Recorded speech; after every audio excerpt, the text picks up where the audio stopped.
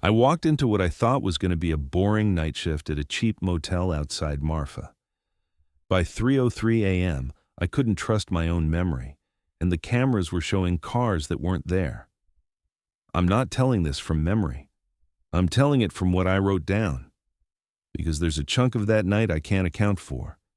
And I'm pretty sure that's the point. Earlier that day, everything still looked normal, at least on the surface. I woke up on a stained mattress in a rented room that smelled like old smoke and cheap laundry soap, the kind of place with a window unit that rattles all night and a deadbolt that never feels like enough. My phone was face down on the nightstand, buzzing with low balance warnings. On the chair by the door, my oil-filled boots sat where I'd dropped them weeks ago, still caked with dust like they were waiting on a call that wasn't coming. The bills were stacked like a threat. Past due in red ink, final notice, disconnect date. I stared at the numbers until they stopped feeling like money and started feeling like weight.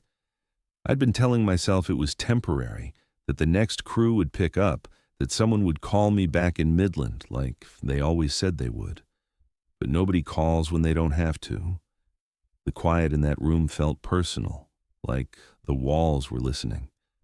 I called my mom in Odessa because she'd been pretending she wasn't scared, and I'd been pretending I couldn't hear it. She picked up on the second ring, voice a little too bright. "You eat anything today?" Mom asked. "Yeah, I'm fine," I said. "You don't sound fine," she said quietly. "I'm working tonight. I'll send what I can," I told her. I hated how fast she went quiet, like she was doing the math in her head and trying not to make me feel worse. The dental work wasn't optional. She'd been chewing on one side for months, putting it off, smiling through it on the phone. I told her I'd handle it, because that's what you say when you don't have another plan. Right after I hung up, the text came in from a number I didn't recognize. Renee. Night shift. 11 to 7. Start tonight. The message was short, like she was already moving on to the next person if I hesitated. I didn't ask about benefits. I didn't ask why the last guy left. I just typed yes and watched the bubbles disappear like that settled it. There was another reason I said yes, one I don't love admitting out loud. Back home, I'd gotten into a stupid fight, the kind that turns into a story once people start retelling it. Nothing heroic, nothing worth ruining your name over. But it stuck to me anyway, and I needed a couple weeks where nobody knew me, where I could work, send money, and keep my head down. So I threw my boots in the back seat, grabbed the last clean shirt I had, and started driving west. My gas light was already on, but I figured I'd make it work. I told myself it was just a boring graveyard shift, a little desert quiet, and a paycheck. That was the lie that got me to Marfa. The closer I got to Marfa, the less the world felt like it cared whether I showed up or not. The highway was a straight cut through scrub and dust, and the wind kept shoving my truck just enough to make the steering wheel feel loose in my hands. Fences ran for miles with nothing behind them. The sky was huge and pale, like it had been washed too many times. By late afternoon, the light had that bleached desert look, and I rolled into town on a half tank, telling myself not to do the math on how long I could stay broke. Marfa wasn't busy. It also wasn't empty. A couple cars drifted along the main street. A few people stood outside a cafe like they were waiting on someone who was always late. Everything felt quiet in a way that made your ears look for noise. On the drive in, I'd passed a hand-painted sign for a gallery and another for a roadside chapel, sun-faded and stubborn. Marfa has that reputation people talk about online, art town, weird lights, desert mystique, and I figured the whole place lived on tourists who wanted to feel something. In that office, it didn't feel mystical. It felt like a place surviving on thin margins and thinner patience. The motel was a few minutes outside the center, right where pavement turns into packed dirt. The lot was mostly empty, just oil stains and tire tracks. The sign out front buzzed and flickered. Half the letters burned out, the ones still alive glowing like they were annoyed about it. A thin neon border around the office window blinked in an uneven rhythm, and the electrical hum followed me even after I killed my engine. Inside, the office was small and over-air-conditioned. It smelled like lemon cleaner and hot electronics. There was a counter with a dusty bell, a rack of numbered keys, and an old CCTV monitor behind the desk. 4 grainy black and white angles, all a little too dim. The weird part was the timing. The lot on the screen moved like it was a half-beat behind the real world, not enough to be obvious, but enough to make my eyes double-check. The door behind the desk opened, and Renee stepped out. She looked mid-40s, maybe, hard to tell. Practical clothes, hair pulled back, keys on a thick lanyard like she slept with them. Her face didn't say welcome, it said, "Get it done." "You Tyson Keller?" Renee asked. "Yeah," I said. "I need you awake from 11 to 7. Don't leave the desk," she said flatly. "All right," I said. "Read this. It's how you get through the night here," Renee insisted. "This some kind of prank?" I asked. She didn't bite. She didn't laugh either. She just stared at me for a second too long, then moved on like the question didn't deserve oxygen. Training came fast, clipped, and simple. She showed me the reservation screen, how to match a name to a room where the credit card reader liked to freeze, how to restart it without panicking. She pointed at the cash drawer and told me the starting count. She pointed at the key rack and told me which rooms were out of order. She pointed at the phone and told me to keep the calls short and the answers boring. Then she hit the same thing twice, like she wanted it to stick. "Don't leave the desk. Bathroom only. Quick, no wandering." She didn't explain why. She said it like it was the kind of rule you don't understand until after you ignore it. Renee showed me where spare linens were stacked behind a locked door and told me not to dig through anything I didn't need. She pointed out the porch light switch and the breaker panel, like power problems were normal out here. She showed me the camera controls, how to switch views, how to rewind. And she said it like she'd had to do it in a hurry before. I watched the screen while she talked, trying to convince myself the delay was just old tech. But when a tumbleweed rolled across the far end of the lot outside, it hit the monitor a heartbeat later, like reality was running behind. The radio sat under the monitor, beat up and dusty, but plugged in. The volume knob was worn smooth, like it got turned in a hurry. The porch neon threw a clean stripe of light across the concrete outside the office window. Even in daylight, that line looked too sharp, too perfect, like someone had taped it down. I caught myself staring at it, then forced my eyes back to the desk. I asked myself if I was already tired, if I was making up problems because I'd been broke too long and my nerves were fried. That's when I noticed the neon line again. It didn't just fall across the concrete, it cut it, bright side, dark side, no soft edge. The dust in the light looked suspended, like it didn't want to drift across. Renee slid a small notepad toward me with a pen clipped to the top. Not a handbook, not a cheerful checklist, just a cheap pad with writing on the first page. She kept her hand on it for a second before letting go, like she was making sure I felt the weight. I didn't read it yet. I didn't want to. I told myself it was probably local stuff, ghost tour nonsense, an inside joke for the night clerk, something to keep people awake when the desert gets too quiet. That's what I wanted it to be. A door chimed in the lobby, and footsteps crossed the worn carpet. Jillian walked past the office window with a tote bag, looking tired, normal, annoyed at the heat. She didn't glance at the monitor. She didn't glance at the neon line. She just nodded once, like we'd both agreed not to make small talk, and kept walking toward the vending machines. Normal guest behavior. It should have made me relax. Instead, it made me notice how hard Renee was watching everything that wasn't moving. Renee checked the computer clock and tucked her chin, like she was measuring time in a way I didn't understand. She pushed a blank name tag across the counter, cheap plastic with a marker line, then tapped the notepad once, hard. I finally looked down. The first line wasn't friendly. It wasn't policy.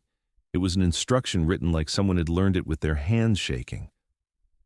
I looked back up, ready to ask what the hell it meant, but Renee's face was already done with questions. No smile, no warning, just that steady look that said this wasn't a game. I slid the notepad under the keyboard, like hiding it would help, and I nodded, like I understood.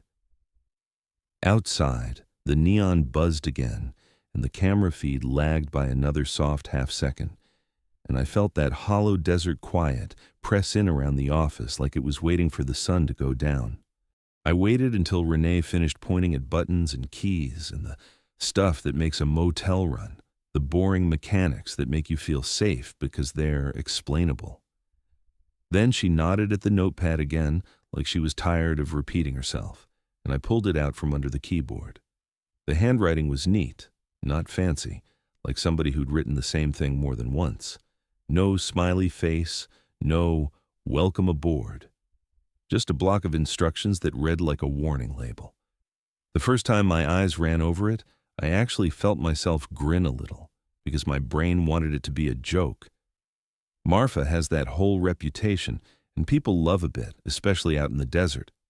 I told myself it was local lore, some dumb tradition the night clerk hands off like a baton. Scare the new guy, get him to jump at shadows, laugh about it in the morning. But Renee didn't look like a person who made time for bits. She stood there with her arms folded, watching my face like she could tell what line I was on just by my eyes. It wasn't the kind of stare that says, "You better take this seriously, because I'm your boss." It was more like, "If you don't take this seriously, I can't help you." I read the page again, slower this time, and the rules didn't get funnier. They got more specific. Times, seconds, exact phrases, stuff you only write down when it matters and you've learned it the hard way. That's the part that started to crawl under my skin. A prank doesn't need precision. A prank doesn't care if you count to 10 or 15. A prank doesn't tell you to say something slow. Renee leaned in just enough for me to smell her coffee breath and the faint bite of mint gum. She didn't touch the paper, like even she didn't want to handle it too much. "After 12:30, don't talk on autopilot," Renee said. "Why?" I asked. "Because you'll slip," she said quietly. That was it. No story, no explanation. Just that word, slip. Like she'd seen people do it and never come back from it. My mouth went dry, and I realized my grin was gone. I looked back down at the page and forced myself to read it like I was reading a safety sheet at a job site, like it was rules about wiring or heavy machinery. Because the tone of it was the same. Do this. Don't do that. If you mess it up, you get hurt. So I copied the rules into my head, and then I copied them somewhere safer than my head. I grabbed a fresh sheet from the printer tray, tore it clean, and made myself a logbook right there. Not some fancy binder, just paper, pen, and a promise to write down the time like it mattered. I didn't trust my brain at 3 a.m. on a normal day. I trusted it even less after Renee said slip like it had teeth. I stared at the notepad, then wrote the first entry at the top of my paper with the date and the shift hours. I told myself it was overkill. I told myself I was humoring her, but my hand kept moving anyway. Then I read the rules out the way they were written, because that's how I remember things. I'm putting them here exactly like they were on that page, because these words are the reason I walked out alive. Rule 1. If the desert lights hold still too long, don't stare more than 10 seconds. Turn back to the desk, say today's date once, then write it down. Rule 2. After 12:30 a.m., don't say sure or no problem. Only say I can do that and say it slow. Rule 3. If someone checks in with no car in the lot, you still check them in, but you only hand them key for room 6. Rule 4. If the coffee turns on by itself or smells freshly brewed when you didn't make it, dump it, rinse with cold water, and play exactly one song on the radio. Rule 5. If the desk phone rings exactly twice and stops, don't pick up. If you already did, set it down without speaking. Open the front door for 15 seconds, then lock it. Rule 6. After 3:03 a.m. Don't step past the porch neon line. If you have to go outside, stand in the dark, not the light. Rule 7. If the CCTV shows more cars than the lot really has, turn the screen off for 60 seconds, turn it back on, and rewind exactly 10 seconds. Not more. When I finished, I realized my shoulders were tight like I'd been bracing for a hit. I looked up at Renee, hoping she'd crack a smile, or at least roll her eyes, give me something to hang normal on. She didn't. She just nodded once, slow, like she'd checked a box. I told myself I'd follow them because it was easier than arguing. It cost me nothing to count to 10, to talk a little weird on the phone, to keep my feet in the dark. And I needed the paycheck.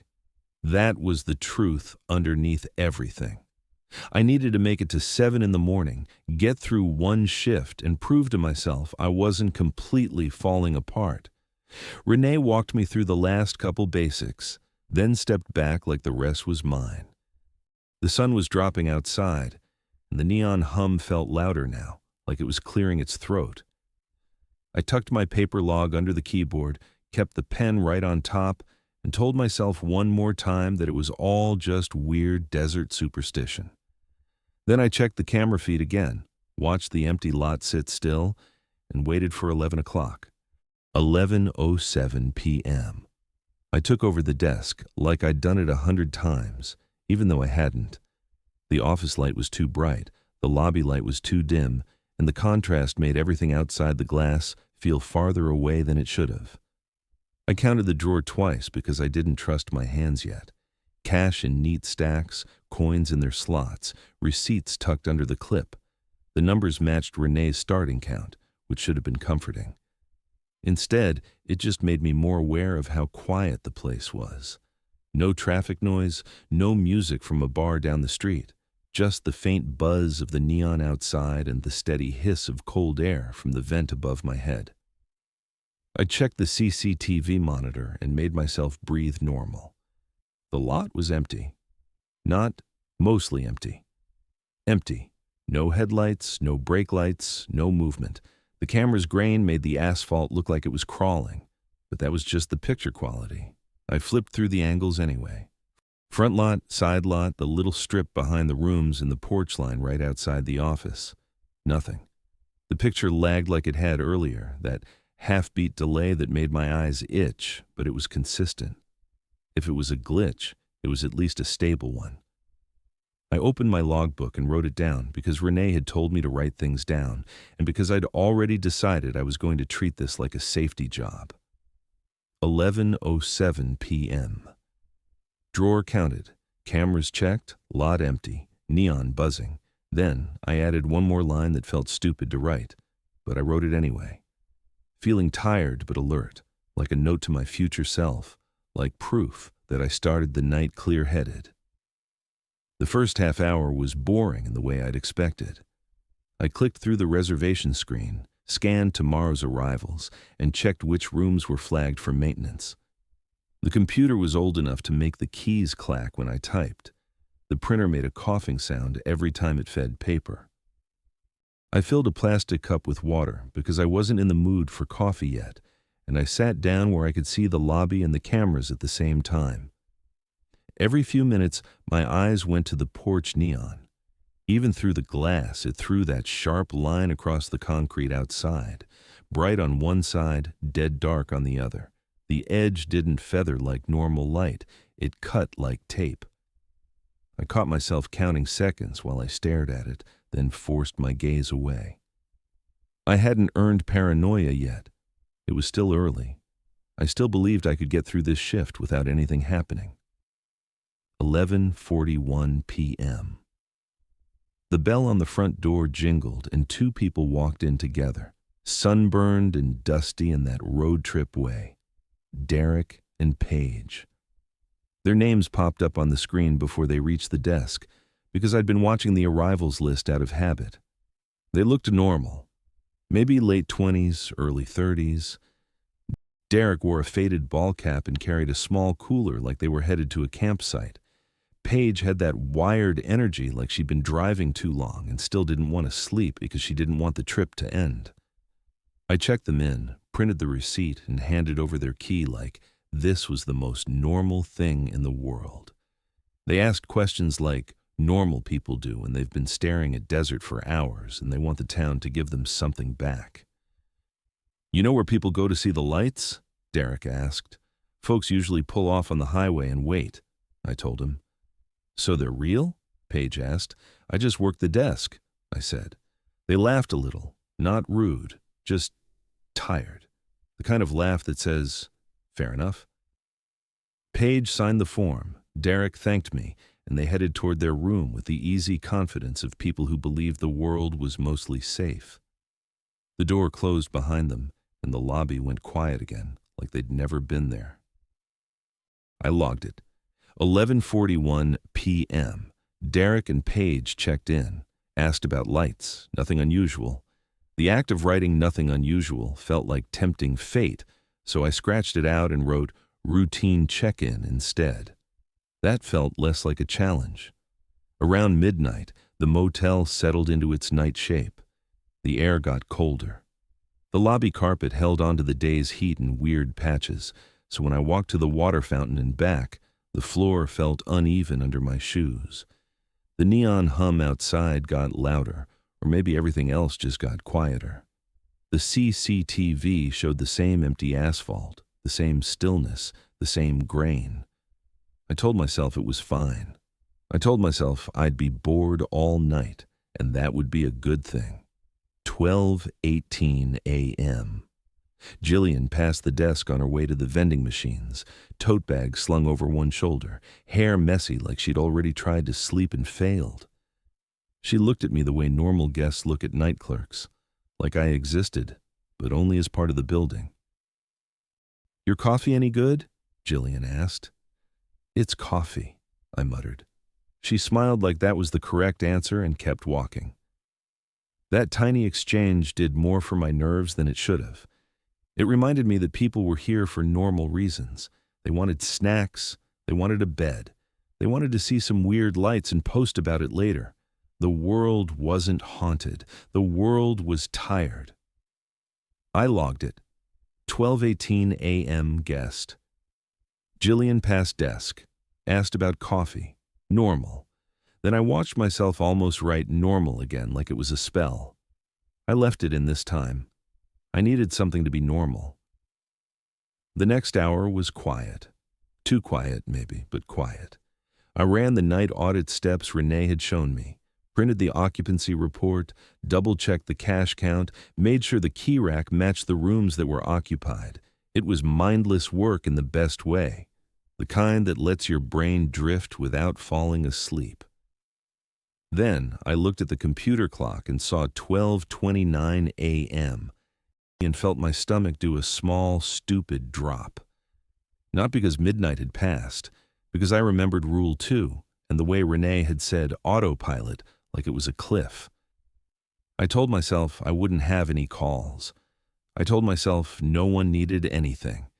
I told myself I was being ridiculous. The phone rang anyway at 12:31 a.m., like the building wanted to prove a point. Paige's room number flashed on the little display. My first instinct was to answer like I always answered at jobs like this. Sure, no problem. I caught it mid-thought like catching a sneeze. I picked up, kept my voice steady, and listened. "Can we get one more pillow?" Paige asked over the phone. "I can do that," I said slowly. The silence on the line lasted half a second longer than it should have, like she was waiting for the rest of my sentence, like her brain had to adjust to the wrong answer. Then she thanked me, quick, and hung up. My hand stayed on the receiver for a beat after the line went dead. It was a stupid thing to feel shaken over. A pillow request. A normal guest. A normal need. But my heart had kicked up anyway, because I'd felt how easy it would have been to say, sure, without thinking. How small the slip could be. That was the first time I understood why Renee cared. Not because the words were magic, because the words were automatic, and automatic is what you are when you're tired. I logged it. 12:31 a.m. Page called for extra pillow. Used Rule 2 phrase. Felt weird. Then I wrote a second line under it. Autopilot is real. That one felt too honest, but I left it. I grabbed a pillow from the closet behind the desk, walked it down the walkway, and set it outside their door like I'd said I would. I didn't knock. I didn't announce myself. I just dropped it and walked back, mostly because I didn't want to stand in the hallway and make small talk at midnight. The air outside smelled like dust and cold concrete. The neon line cut across the ground under my feet, and I stepped around it without thinking. That made me pause. I hadn't even checked the time. I'd just avoided the light like it was a puddle I didn't want on my shoes. Back inside, I sat down and tried to laugh at myself. I was tired. I was broke. I was alone in a motel office with a weird list of rules. Of course, my brain was going to latch onto the weirdest thing it could find. I took a sip of water and stared at the CCTV. Empty lot. Still empty. Still. 12:44 a.m. The smell hit me before the sound did. Fresh coffee, strong and sharp, like someone had just poured a pot. For a second, I thought my brain had glitched. I hadn't made coffee. I hadn't even touched the machine. My cup was water. The coffee maker sat on the shelf behind me, dark and quiet. I turned slowly, like movement might make it worse. The coffee maker's little indicator light was off. No bubbling, no heat. But the smell was real. It filled the office fast, warm, and comforting in the wrong way, like it didn't belong. Rule 4 landed in my head with the weight of a tool. If the coffee turns on by itself or smells freshly brewed when you didn't make it, dump it, rinse with cold water, and play exactly one song on the radio. I stood up. I didn't argue with it. I didn't look for hidden cameras. I just walked over and lifted the carafe. It was warm. Not hot enough to burn, but warm like it had been sitting on a burner. My skin prickled. I hadn't heard the machine run. I would have heard it. The office was silent. I dumped the coffee down the little sink behind the desk. The smell got stronger for a second, like it was offended. Then it thinned. I rinsed the carafe with cold water until the glass felt chilled in my hands. I rinsed the basket too, even though it was dry, because my brain needed the motion. Then I put everything back. The radio was under the monitor.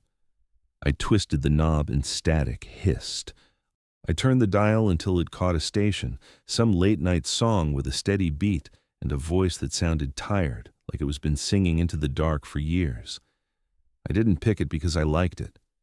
I picked it because it was the first thing that came through clean. I let it play, one song, no more, no less, because the rule said exactly one. For those 3 minutes, the motel felt less empty. Not safer, just less empty. The song ended and I clicked the radio off. The sudden silence felt heavy again, like a door closing. I logged it, 12:44 a.m.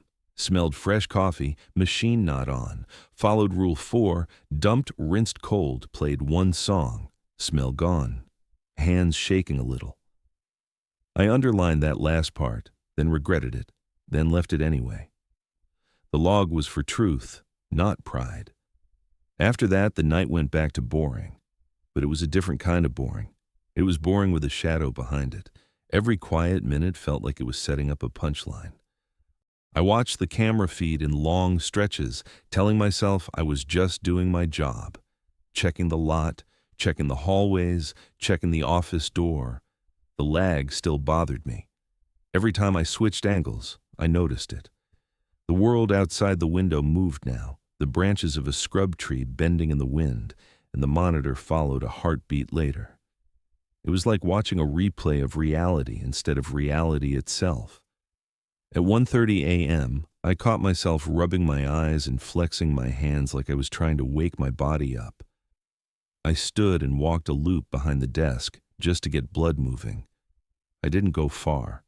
I didn't even step into the lobby. Renee's voice lived in my head. Don't leave the desk.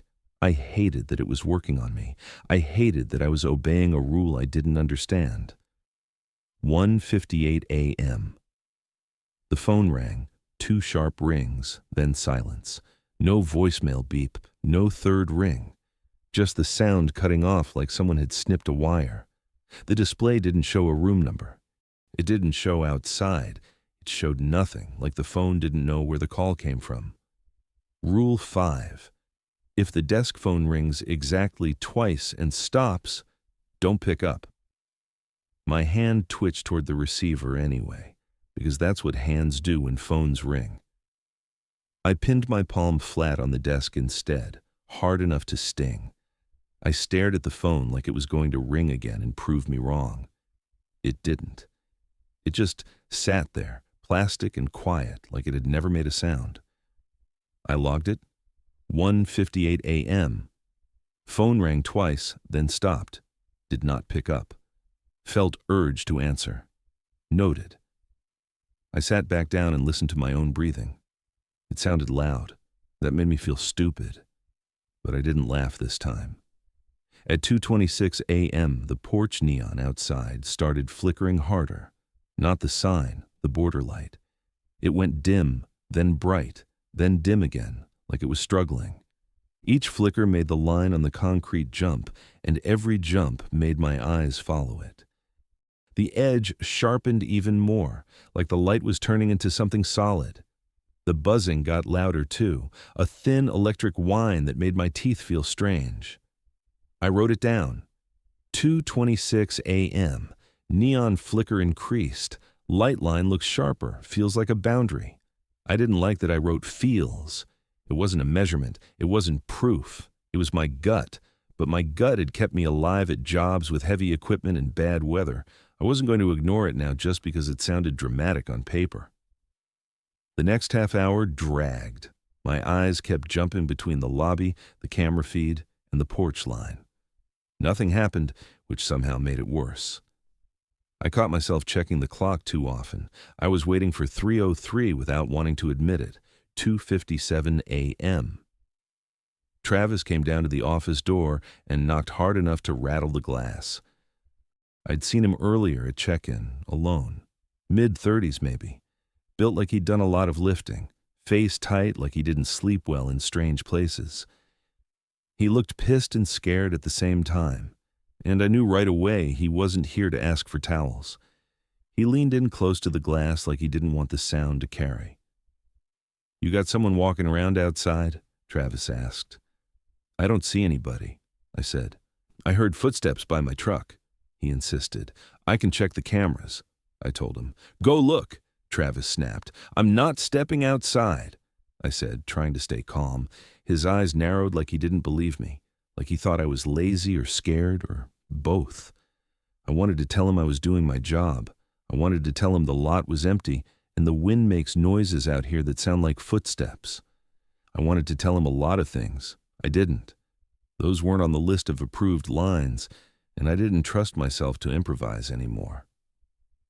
I turned the monitor toward him so he could see it through the glass. Front lot, empty. Side lot, empty. Backstrip, empty. The porch view showed the concrete and the neon line, bright and sharp, no shadow crossing it. Travis stared hard, jaw working like he was chewing anger. He shook his head once, like the evidence didn't matter. "I heard it," he said without waiting for me to answer, then turned and walked back toward his room. I didn't write that part as dialogue. I just logged it. 2:57 a.m. Guest Travis reported footsteps near truck. Cameras show empty lot, refused to go outside. Guest dissatisfied. Then I added a line I didn't want to admit. I believe he heard something. Because I did too, once he left. Not footsteps exactly. More like a soft scrape on concrete, faint and slow, like something being dragged just out of sight. I listened for it, holding my breath. It stopped the second I focused on it, like it didn't like being noticed. I checked the porch camera again, stared at the empty concrete, stared at that bright line. My eyes kept wanting to look beyond it, into the dark side, like the darkness was hiding something and the light was keeping it pinned down. The clock on the computer ticked toward 3:02 a.m. I stopped pretending I wasn't watching the time. My mouth felt dry. My hands were resting on the desk too flat, like I was trying to keep them from doing anything on their own. I stared at the neon line and felt like it was staring back. It didn't move. It didn't flicker. It just cut the world into two clean parts, and it made the part beyond it feel wrong. I wrote it down. 3:02 a.m., watching Porchline. Feels like it's waiting. Then I looked at the phone, at the monitor, at the dark lobby, and I waited for the minute to roll over, telling myself that all I had to do was keep my feet in the dark and keep my mouth off autopilot, and this night would stay boring. Somewhere around 3:07 a.m. came and went without fireworks, and that should have been a relief. Instead, it felt like the air had tightened, like the motel had cinched a belt one notch smaller around my chest.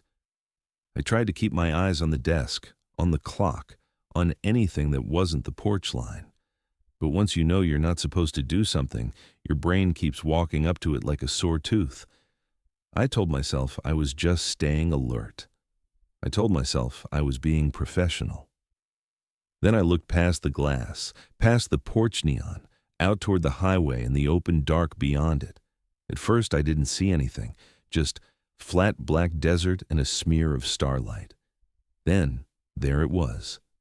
A single point of light in the distance, low to the horizon, not moving, not bobbing like a car, not drifting like a plane, just holding still in the same spot, like somebody had pinned it to the night with a thumbtack. My eyes wanted to lock onto it. That's the thing about stillness. It pulls focus. I felt myself staring too hard, like if I looked long enough I'd figure out what it was and it would become normal. That's when the rule hit my head. 10 seconds. Not more than 10. I counted under my breath without moving my lips. 1, 2, 3. My pulse got loud in my ears. 4, 5.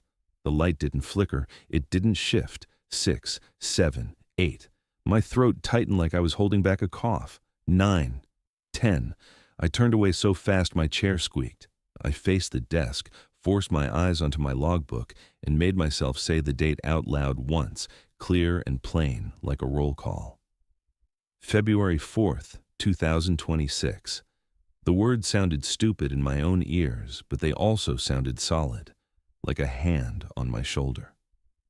I wrote it down right under the last entry, timestamp first, 3:07 a.m., desert light held still, looked less than 10 seconds, said date, wrote date.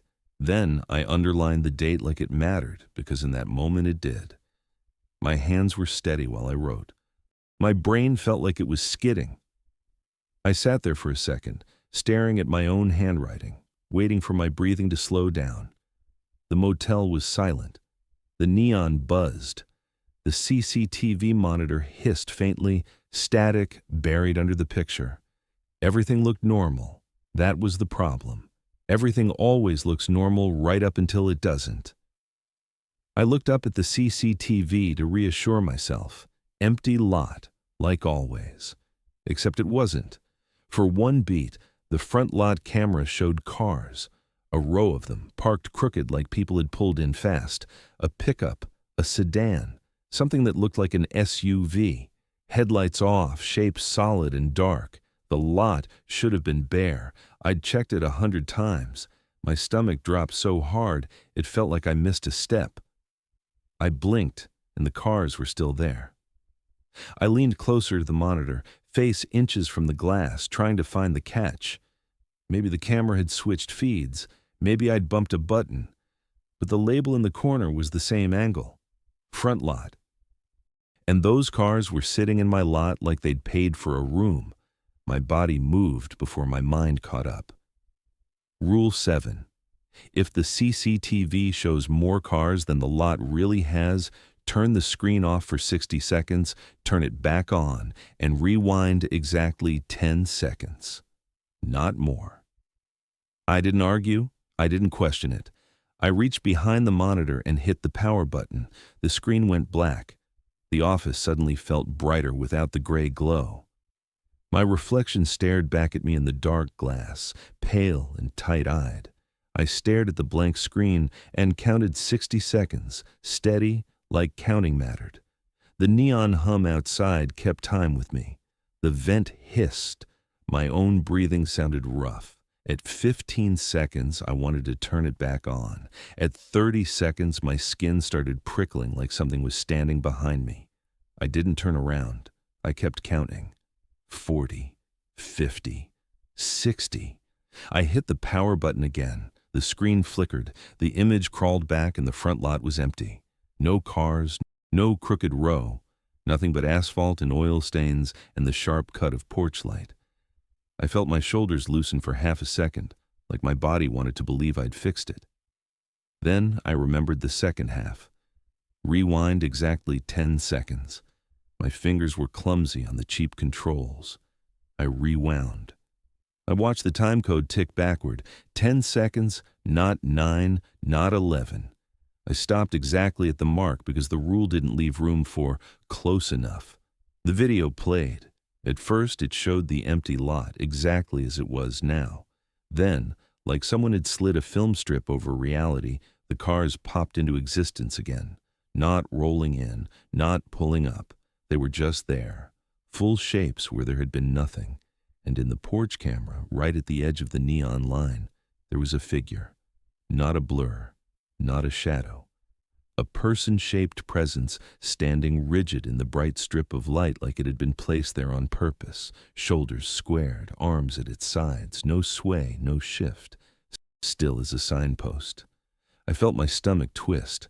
The figure didn't look toward the office. It didn't wave. It didn't move. It just stood in the line of light like the light belonged to it. My hand jerked toward the controls, and I almost rewound again on instinct, like I could get a better look.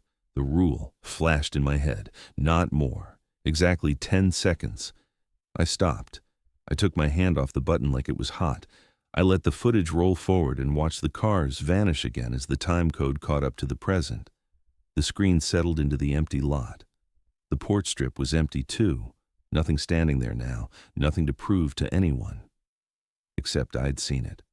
And my heart was beating too fast for a normal mistake. I wrote it down immediately because if I didn't, I knew I'd start questioning myself. 3:08 a.m. CCTV showed multiple cars, powered off 60 seconds, powered on, rewound 10 seconds, saw a figure in porch neon line, rigid, no movement, then back to empty. I stared at the words after I wrote them. I wanted them to feel like evidence. They didn't. They felt like a confession. That's when the phone rang again. 2 rings, sharp and clean. Then silence. No third ring. No voicemail beep. Just the sound stopping like a cut wire. My whole body tensed, every muscle ready to reach for the receiver, because that's what you do. Answer the phone. Be helpful. Be normal. I didn't. I kept my palm flat on the desk, pressed down like I was pinning my own hand in place. I looked at the phone display. Blank. No room number, no outside line, nothing. Rule 5. Don't pick up. I logged it. 3:10 a.m. Phone rang twice, then stopped. Did not pick up. I should have felt proud, like I'd followed the procedure and survived the test. I didn't. I felt smaller, like the motel was teaching me my place, like I was being trained the way you train a dog not to cross a boundary line. I sat there, staring at the CCTV, replaying what I'd seen, trying to keep my face neutral even though nobody was watching. Then something happened that scared me more than the cars and the figure. I looked down at my logbook and didn't recognize the last line I'd written. Not because it wasn't my handwriting. It was. The letters were mine. The slant. The pressure. The little way I crossed my T's. It was my writing. But the memory of writing it wasn't there. It was like someone had cut the film out between me deciding to write and the ink drying on the paper. I blinked hard and read it again. 3:10 a.m. Phone rang twice, then stopped. Did not pick up. I knew that happened. I could feel the tension in my hand still. I could still see the phone display in my mind, but the act of writing it down felt distant, like I'd watched myself do it on the lagging CCTV. I flipped back one line. 3:08 a.m. CCTV showed multiple cars, figure in porch neon line, back to empty. I remembered the cars. I remembered the figure. I remembered my hand hovering over the rewind button. I remembered telling myself not more. I remembered those pieces, but the edges between them were smudged, like I'd taken a pencil and rubbed the graphite with my thumb until it blurred.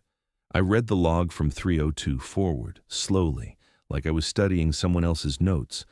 I forced myself to follow the chain. Porch line waiting, desert light, date spoken, cars, screen off, rewind 10 seconds, figure, phone, no pickup. The longer I read, the more my stomach sank. I wasn't forgetting everything. I wasn't blacking out. It was worse than that. It was like my mind was skipping single steps, just enough to make me doubt the staircase under my feet. I grabbed the pen and wrote a line I didn't want to write. 3:12 a.m. Had to reread log to confirm last actions. Memory feels slippery. Then I wrote one more sentence under it, smaller, like if I wrote it small it wouldn't be true. Feels like someone erased the last minute. I sat back and stared at the CCTV again, forcing myself to look for movement, forcing myself to trust what I saw. The lot was empty. The porch was empty. The neon line was bright and sharp and clean. And still, I couldn't stop seeing that figure in my head, planted in the light like it belonged there. I kept thinking about Travis, about his footsteps, about the way he'd looked at me like I was refusing to do my job. I kept thinking about how quickly the cars had appeared, how quickly they'd vanished, like the motel could swap out its own reality whenever it wanted. I thought about going to check outside anyway, just to prove to myself I could. Then I looked at the porch line, at the bright strip on the concrete, and I remembered Rule 6 waiting for after 3:03. Don't step past the line. Stand in the dark, not the light. I realized I'd stopped thinking in terms of, if this is real. I was thinking in terms of, what keeps me alive. That's the moment the rules stopped being a list and started being a map. I stayed behind the desk, eyes moving between the phone, the monitor, and my logbook, like they were the only three things that could anchor me. I didn't make any calls. I didn't walk the property. I didn't even go to the bathroom, because I couldn't shake the feeling that if I stepped away, even for a minute, I'd come back and find the lot full of cars again.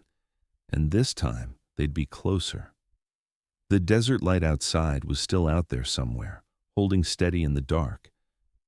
I didn't look for it again. I didn't give it 10 seconds. I didn't give it one. I kept my eyes on the paper instead, and I kept writing times like they were stitches holding my mind together. After that first real scare, the motel didn't feel quiet anymore. It felt watchful. I kept my eyes bouncing between the CCTV, the phone, and my logbook, trying to anchor myself in things that were supposed to be true. Travis came back down a little after 3:30. This time he didn't knock. He pushed the office door open and walked straight up to the counter like he'd decided politeness didn't apply. His face looked scrubbed and angry, like he'd splashed water on it and found fear underneath instead. Paige and Derek followed a minute later, dragged out of bed by Travis's noise. Derek had jeans half-fastened and flip-flops on. Paige's hair was jammed up and her phone was already in her hand, screen bright, camera open. She wasn't filming me yet, not fully, but I could tell she was ready. Travis slapped the counter with his palm.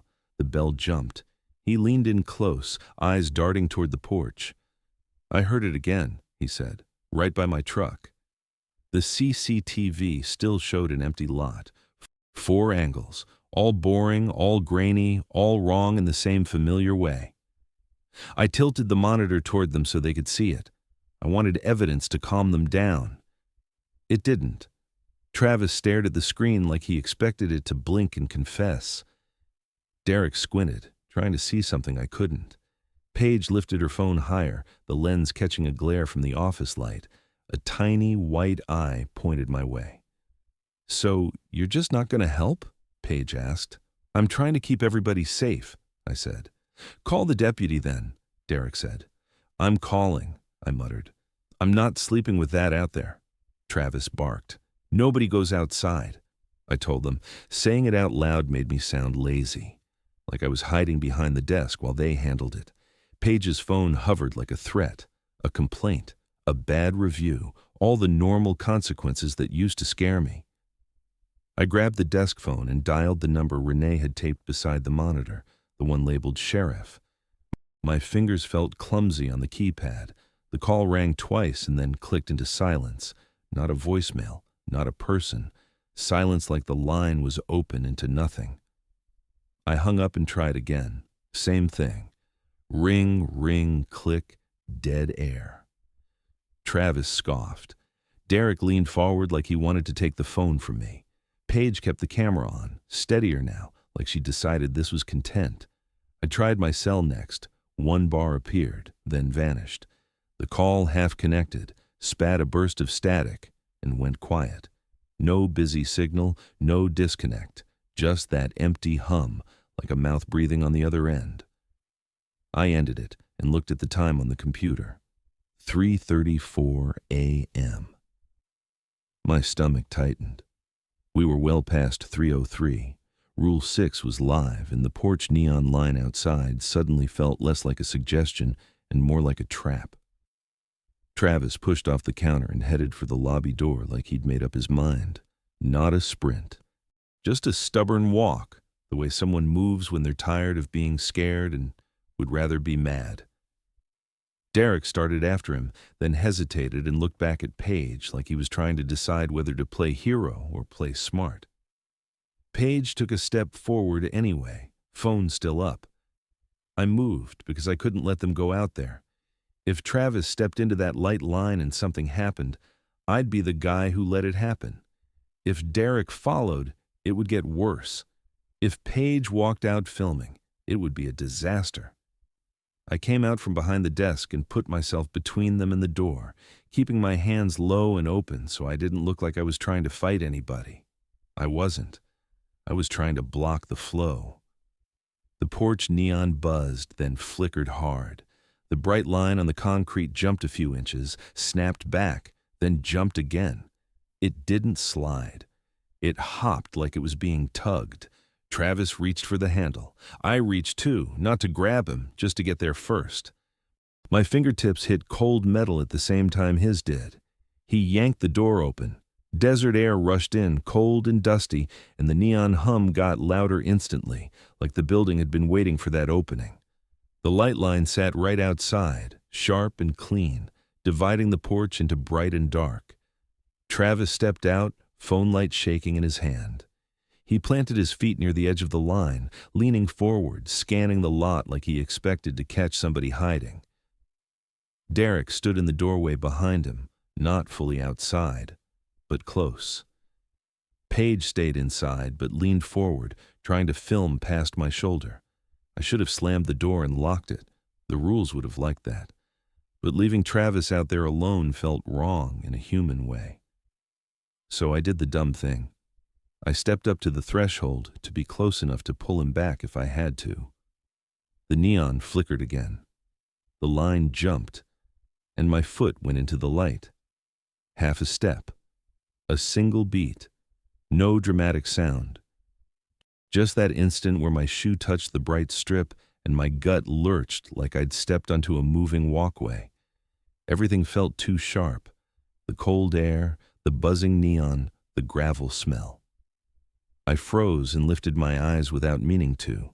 The porchlight man stood in the bright strip farther out, exactly like the frame I'd seen on the rewind, rigid, arms down, shoulders square, facing us, facing me. He didn't wave, he didn't speak, he didn't take a step. He just waited. patient as a fence post.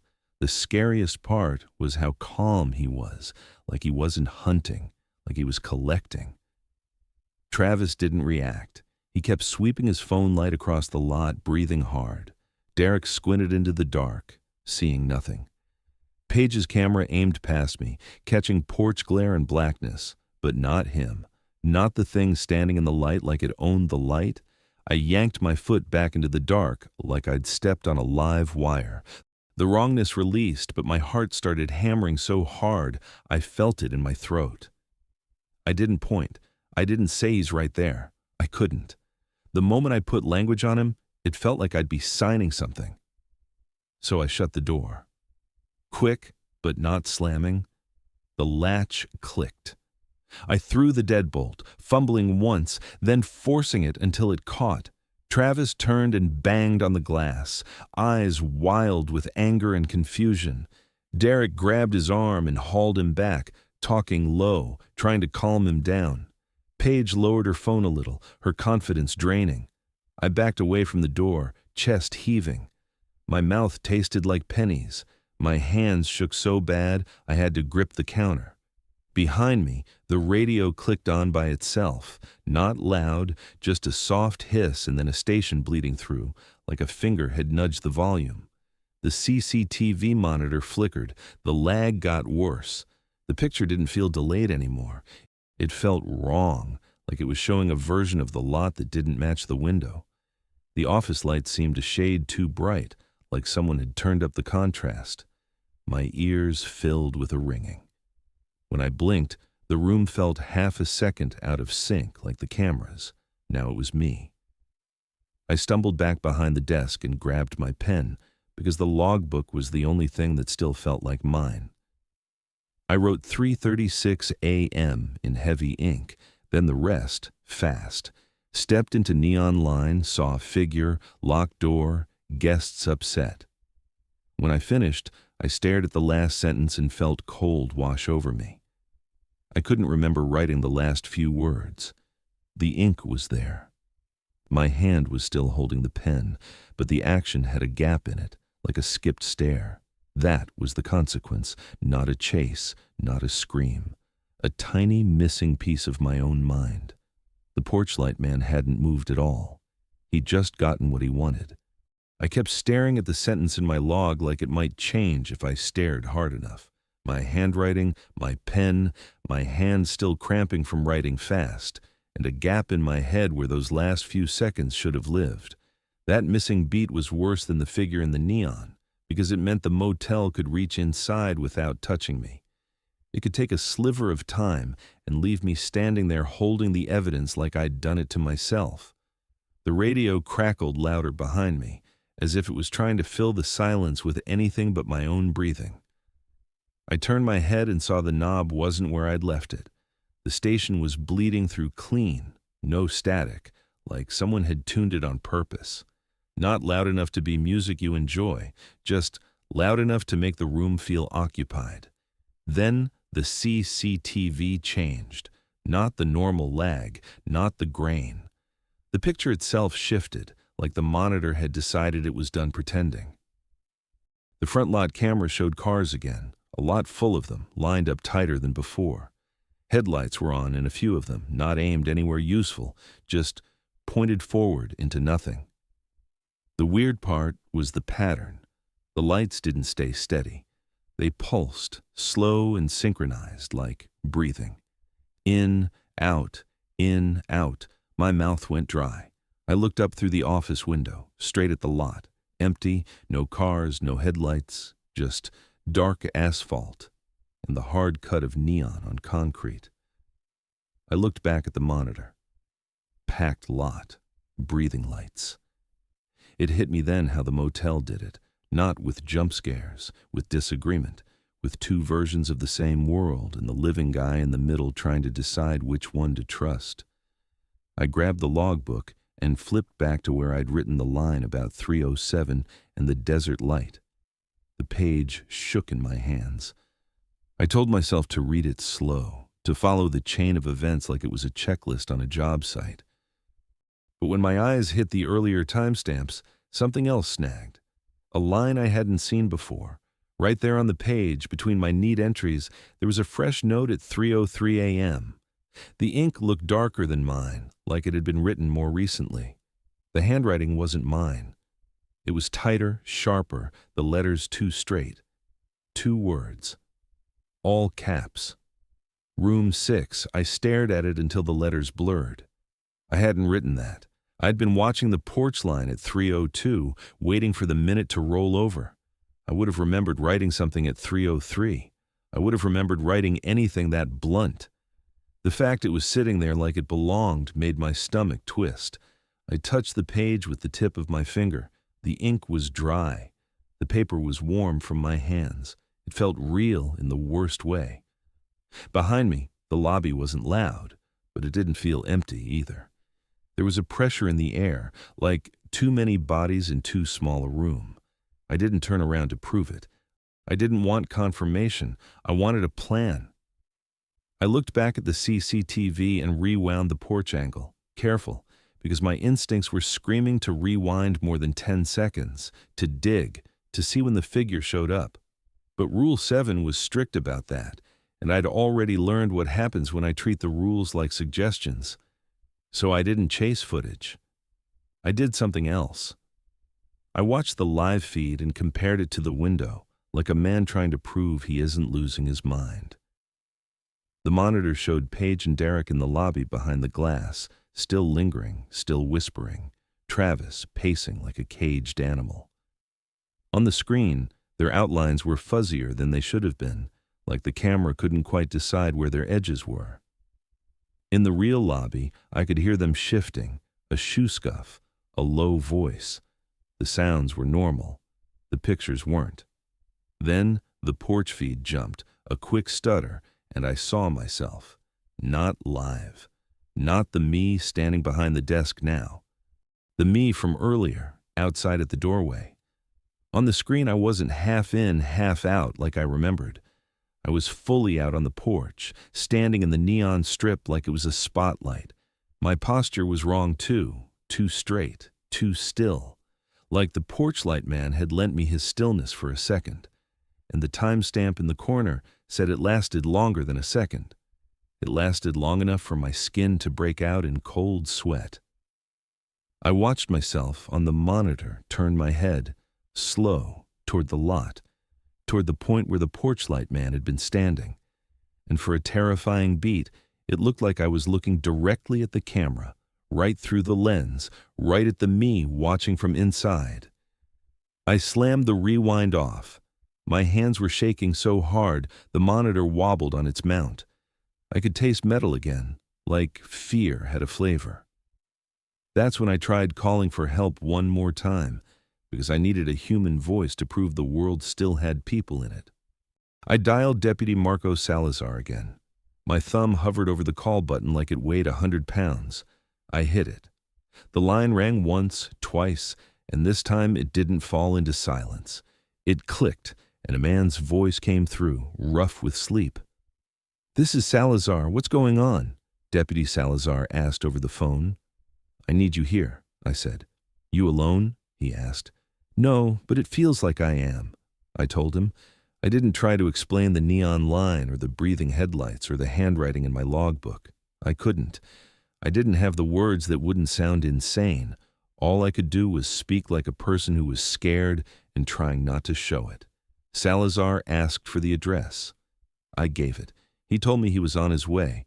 The relief I felt was thin, like paper. Out here, on the way, could mean 20 minutes, and I didn't know if I had 20 minutes. My eyes dropped to Rule 5 on the notepad under the keyboard. The one about the phone ringing twice. The one about opening the front door for 15 seconds.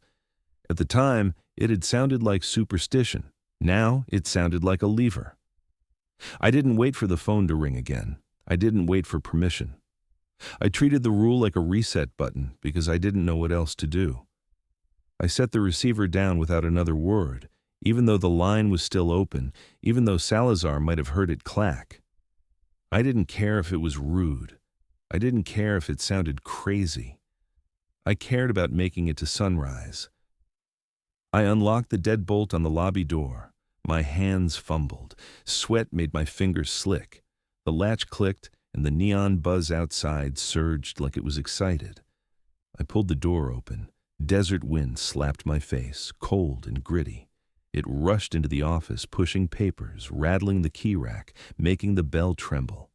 The air smelled like dust and something faintly electrical, like ozone after a storm. I held the door open and counted, eyes down, jaw clenched. 1, 2, 3. The porch neon flickered wildly, and for a second, the bright line jumped like it was trying to crawl inside. 4, 5, 6.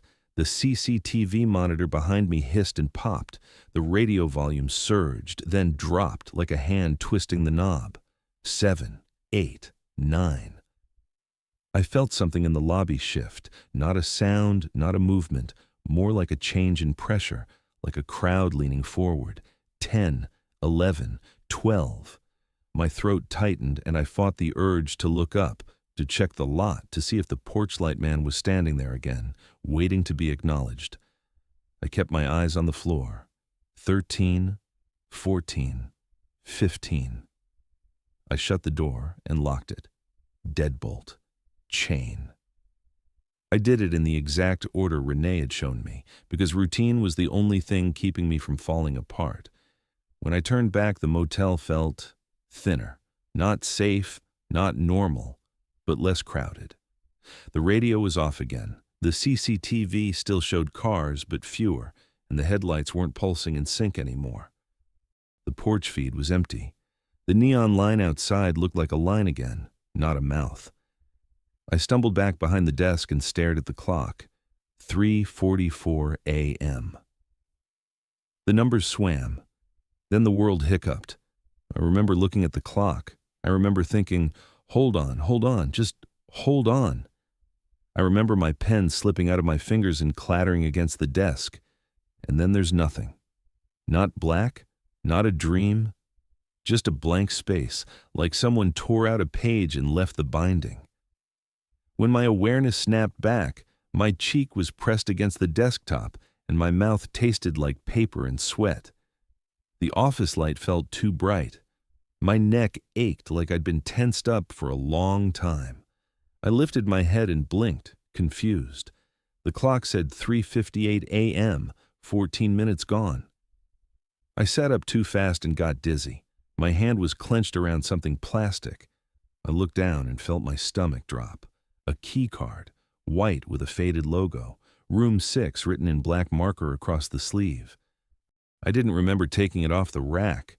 I didn't remember walking over there. I didn't remember anything between 3:44 and 3:58, but the card was in my hand like it had been placed there. I stared at it, then at my logbook, and I understood the truth in a way that made my skin go cold. This place didn't want to scare me. It wanted to file me. It wanted a version of me it could keep, a version it could stamp with a room number and slide into its own records. It didn't need my blood. It needed my time, my memory, my attention, tiny pieces taken clean, like paperwork. I wrote one sentence in my log with a shaking hand, because I needed proof that I knew what was happening. 3:58 a.m. missing time. Came back holding room 6 keycard. Do not trust memory. Trust log. Then I set the keycard on the desk like it was a live thing, and I watched the sky through the office window, waiting for it to lighten. I wasn't doing another shift here. The second the sun came up, I was gone. By 6:50 a.m., the dark started peeling back like somebody was rolling up a curtain.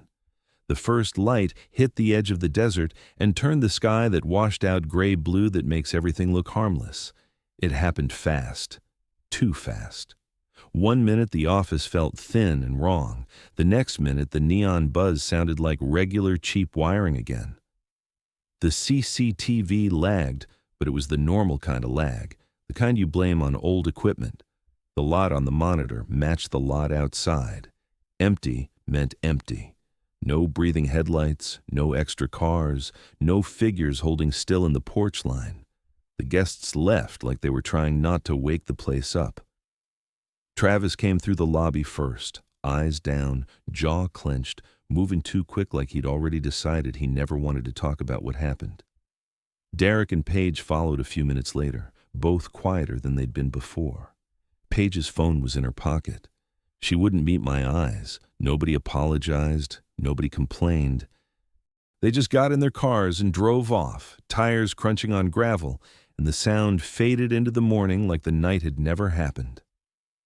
I sat behind the desk with my logbook open and my pen resting across the page.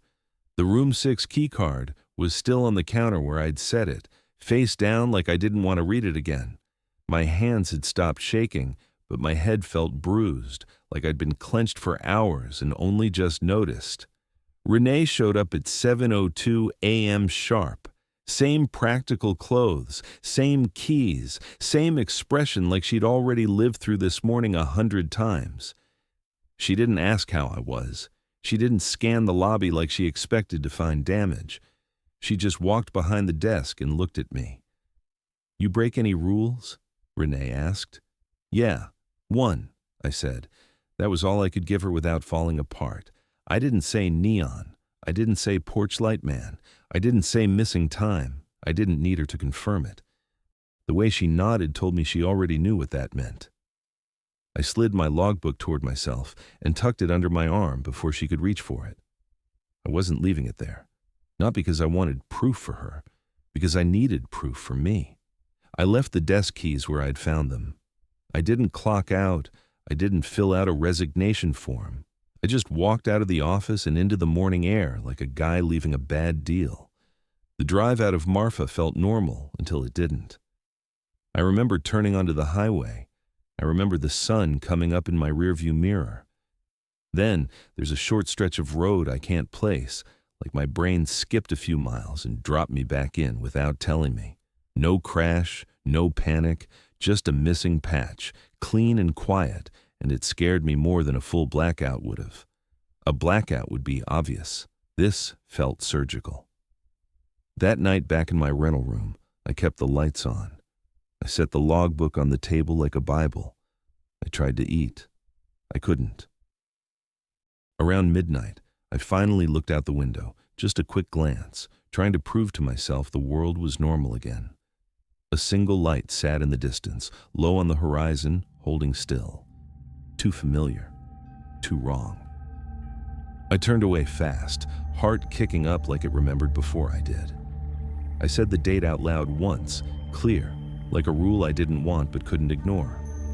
Then I wrote it down in my log, pressing hard enough to dent the paper.